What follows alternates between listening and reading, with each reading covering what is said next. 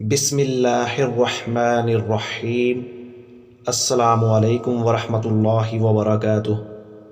حضرت آدم علیہ السلام کی فرشتوں پر علمی برتری، اور وہ وقت یاد کرنے کے قابل ہے جب تمہارے پروردگار نے فرشتوں سے فرمایا کہ میں زمین میں اپنا نائب بنانے والا ہوں۔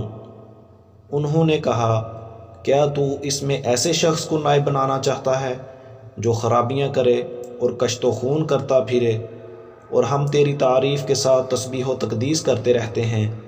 اللہ تعالیٰ نے فرمایا، میں وہ باتیں جانتا ہوں جو تم نہیں جانتے۔ اللہ تعالیٰ نے فرشتوں پر آدم علیہ السلام کی علمی فوقیت واضح فرمائی۔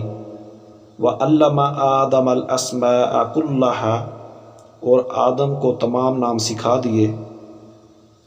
حضرت عبداللہ بن عباس رضی اللہ عنہما نے فرمایا، اس سے مراد ان چیزوں کے نام ہیں جن سے لوگ ان چیزوں کو پہچانتے ہیں اور ایک دوسرے کو اپنی بات سمجھاتے ہیں، یعنی وہ چھوٹی بڑی اشیاء جن سے روزمرہ زندگی میں واسطہ پڑتا ہے۔ ارشاد باری تعالیٰ ہے، ثم عرضهم على الملائكة فقال انبئوني بأسماء هؤلاء ان كنتم صادقين۔ پھر ان چیزوں کو فرشتوں کے سامنے پیش کیا اور فرمایا، اگر تم سچے ہو تو ان چیزوں کے نام بتاؤ۔ ارشاد باری تعالیٰ ہے، فرشتوں نے کہا، قالوا سبحانك لا علم لنا الا ما علمتنا انك انت العلیم الحکیم۔ فرشتوں نے کہا، اے اللہ، تیری ذات پاک ہے، ہمیں تو صرف اتنا علم ہے جتنا تو نے ہمیں سکھا رکھا ہے، تو ہی پورے علم و حکمت والا ہے۔ اس کا مطلب یہ ہے کہ اے اللہ، تو پاک ہے، کوئی بھی تجھ سے علم حاصل نہیں کر سکتا سوائے اس کے جو تو نے انہیں سکھایا۔ جیسا کہ ایک اور جگہ ارشاد ہے، وَلَا يُحِيطُونَ بِشَيْءٍ مِّنْ عِلْمِهِ إِلَّا بِمَا شَاءَ، وہ اس کے علم میں سے کچھ بھی حاصل نہیں کر سکتے مگر جو وہ خود دینا چاہے۔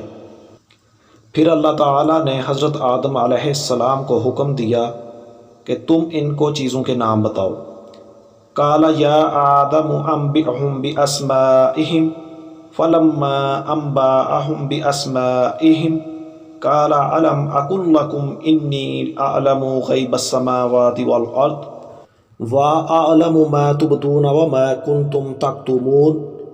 اللہ تعالیٰ نے حکم دیا کہ تم ان کو ان چیزوں کے نام بتاؤ۔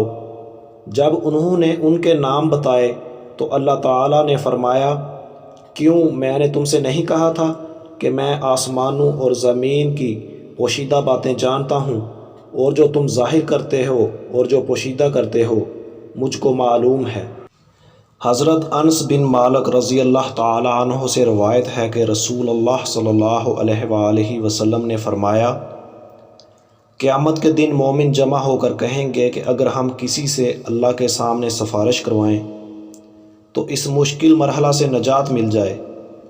چنانچہ وہ آدم علیہ السلام کی خدمت میں حاضر ہو کر عرض کریں گے، آپ تمام انسانوں کے جد امجد ہیں، آپ کو اللہ تعالیٰ نے اپنے ہاتھ سے پیدا فرمایا اور اپنے فرشتوں سے آپ کو سجدہ کروایا اور آپ کو تمام اشیاء کے نام سکھائے، اپنے رب کے سامنے ہماری سفارش فرمائیے۔